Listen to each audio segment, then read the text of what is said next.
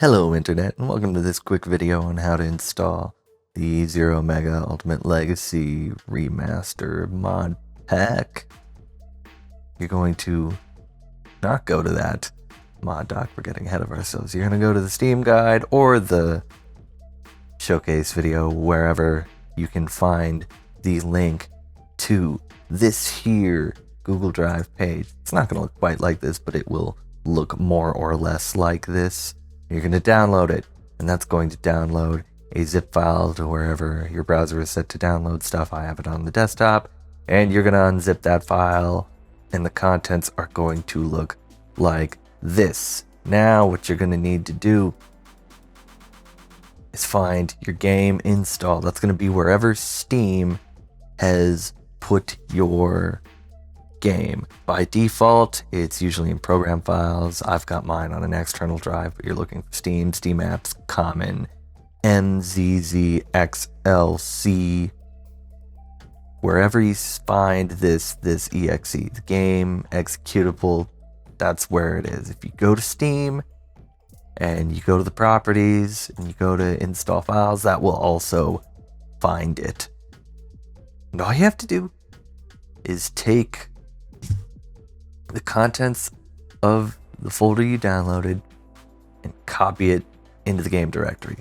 And for 99.9% of people, that will do it. You will be done. That is how you install it. Now, that's not the end of the video. Technically, the mod doc, the OST doc rather, and the README are unnecessary. You don't need to copy those, but they're small enough that they don't really matter. You might as well keep them in there in case you need to reference some information. And the OST options are also entirely optional. But before we look at any of that, we're going to look at the filtermod.ini file. This is how you control it. So your graphics section, this is the actual presets that you're using. These little arrows here are where you copy the file path, and they're obviously referencing the Slang Shaders folder in here. So this is just grabbing a preset file, any one. This one's the global, but there are also ones for GBA or DS core specific. The GBA one is grayed out by default, so the global runs as the GBA and the DS is DS specific. And it ships with Scale Effects LCD for the Game Boy and XBRZ Freescale for the DS. But this can be anything.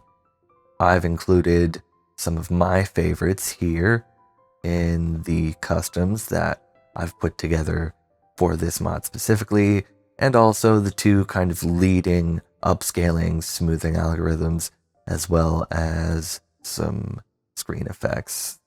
Everything that's commented out under that is legacy stuff. It works, but there's no real reason to use it except for the custom slang, that the stock slang, that is your pass-through. If all you want to do is fix the pixel scaling and force integer and nothing else, then you can use this preset.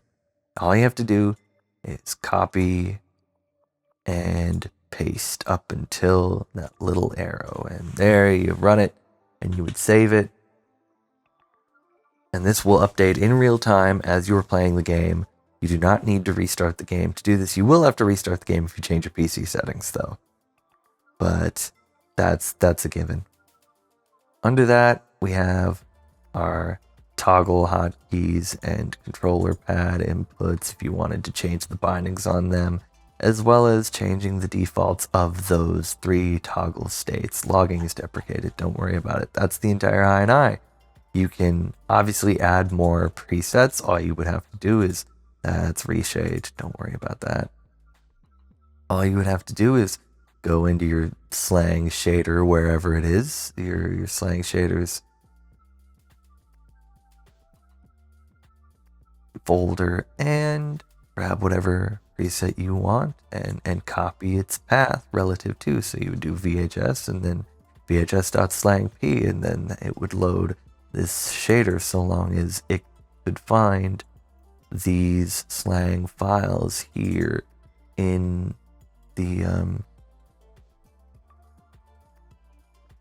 in its relative shaders folder, which obviously it can because they're right there, and the shaders themselves look like this.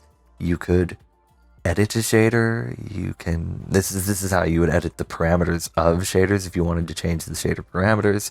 You could write your own shader. If there's a shader that doesn't work with DirectX 9, like say CRT Royale, you can go in and patch that shader so that it will be compatible with shader model 3 HLSL bytecode.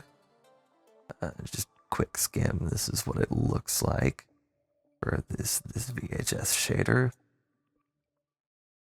That is the advanced usage of the video filter mod. Now let's talk about OST options. So you can either open up the mod doc that's included, or you can go back to ye old guide that has a link to the Google Doc, the mod doc, and this shows you all of the tracks in 0, 1 through 4, and it shows you the file number of the name, and it shows you the versions that have been chosen. Now every time you see a slash in the version column, whatever follows that slash will be in the OST options folder.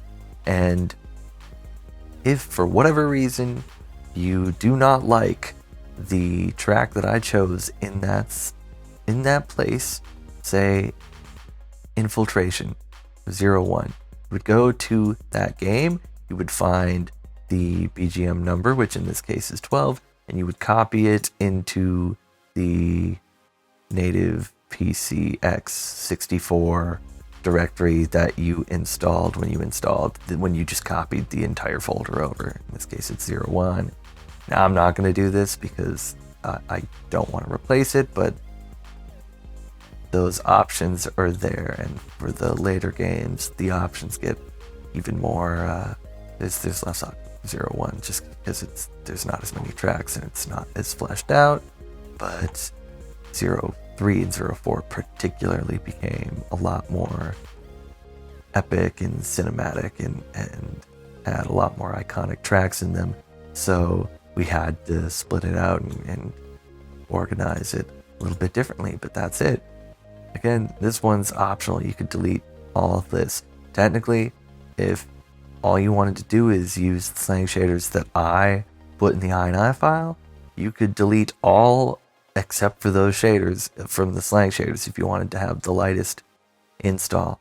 The entire mod for filter mod is in the dinput8.dll. The filter mod INI is just how you control it.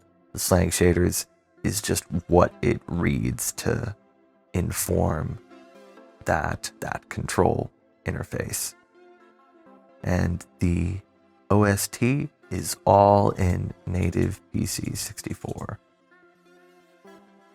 That's all you need to know. That's how you install it. I hope this gets you up and running and gets you playing Zero and ZX in a new and modernized way. Enjoy. Peace out.